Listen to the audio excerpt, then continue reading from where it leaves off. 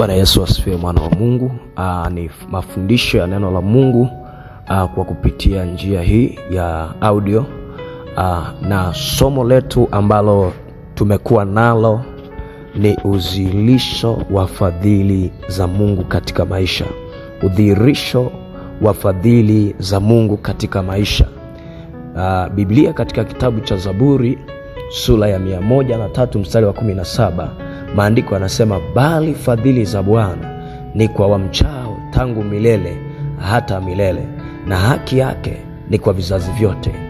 Biblia inapozungumza kuhusu fadhili za Bwana, anasema bali fadhili za Bwana ni kwa wamchao.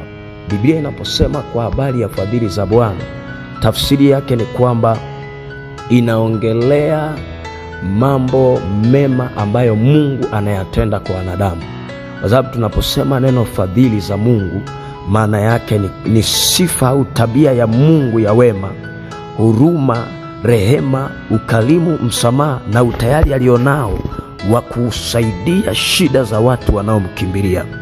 Au tunaweza kusema ni mambo mema ambayo yeye Mungu anayatenda kwa wanadamu wanaomtegemea, wanaomkimbilia. Bwana asifiwe sana. Au tunaweza kusema pia ni namna ya Mungu, namna Mungu anavyowasaidia watu, namna Mungu anavyowasamehe watu, namna Mungu anavyowakarimu watu, namna Mungu anavyowainua watu. Ndivyo tunavyozungumza kwa habari ya fadhili za Mungu. Ni muhimu uelewe na ukumbuke kwamba Mungu katika moyo wake amejaa upendo, na asili ya Mungu ni upendo, na ndio unaomfanya yeye asituadhibu kwa namna yoyote, asituhukumu kwa namna yote, licha ya maovu yanayoendelea. Kwa sababu kusoma Ezekieli sura 22 mstari wa 30, Biblia inasema, nami nikatafuta mtu miongoni mwao atakayelitengeneza boma, kusimama mbele zake kwa ajili ya kutengeneza boma mahali palipobomoka. Sasa ukisoma mistari iliyotangulia, anaonesha juu ya maovu yaliyopo, namna nchi isivyotenda haki, namna watu wasivyofanya agano lake, namna watu wasivyotembea katika mapenzi yake. Lakini pamoja na yote anasema anatafuta mtu miongoni mwetu atakayelitengeneza boma. Bwana Yesu asifiwe. Kwa tunapoongelea fadhili za Mungu, tunamaanisha mambo mema, namna Mungu anavyotusamehe, namna Mungu anavyotuhurumia, namna Mungu anavyotulehemu. Tunastahili hukumu, lakini tunasamehewa, tunafanywa wema kwa sababu ya asili ya upendo wa Mungu uliojaa katika moyo wake. Bwana asifiwe sana, watu wa Mungu. Sasa tumejifunza mambo mengi sana, lakini nataka nikuoneshe maeneo mawili. Eneo la kwanza ni matokeo ya fadhili za Mungu kuwa juu yako. Matokeo ya fadhili za Mungu kuwa juu yako. Tokeo la kwanza, mtu yeyote ambaye juu yake kuna fadhili za Mungu, mambo haya yatatokea kwake.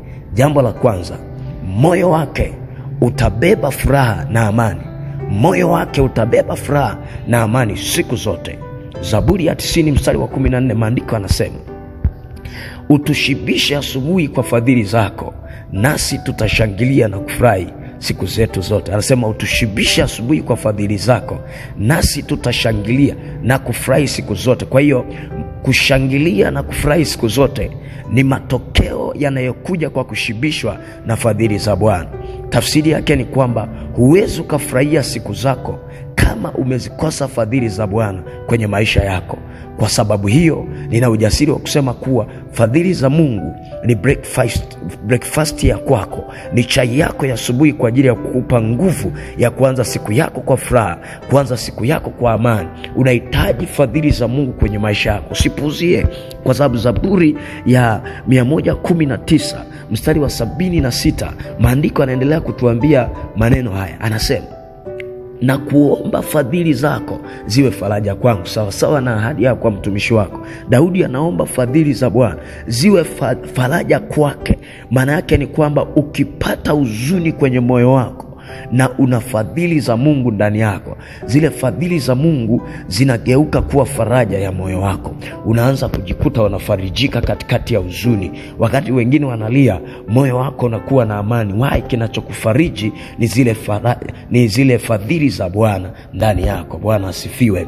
Lakini pia Zaburi ya 13 na mstari wa 5, maandiko yanasema, nami nimezitumaini fadhili zako, moyo wangu na ufurahia wokovu wako. Kwa hakikisha kwamba moyo wako unabeba fadhili za Bwana ili uwe na furaha, ili uwe na amani. Hakikisha, make sure umezitumaini fadhili za Bwana ndani yako. Lakini pili, faida ya pili ni kwamba fadhili za Mungu zinapokuwa juu yako zinakupa msaada wa kiungu wa kiwango cha juu unapohitaji. Kwa unapata msaada wa kimungu wa kiwango cha juu ambao unauhitaji. Wakati wote unapohitaji msaada wa Mungu, kazi ya fadhili za Mungu ni kukupa huo msaada wa Mungu kwa kiwango cha juu. Zaburi ya 94 mstari wa 18, maandiko yanasema hivi. Zaburi ya 94 mstari wa 18, maandiko yanasema hivi, niliposema mguu wangu unateleza, Bwana, fadhili zako zilinitegemeza. When I said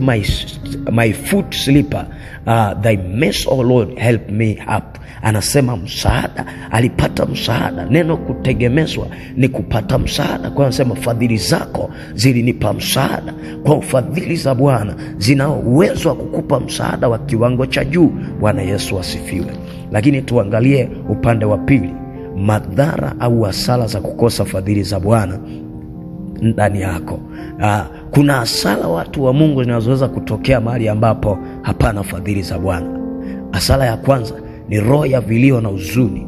Roho ya vilio na huzuni huanza kutawala, ufunika kama ni eneo au watu katika eneo. Bwana Yesu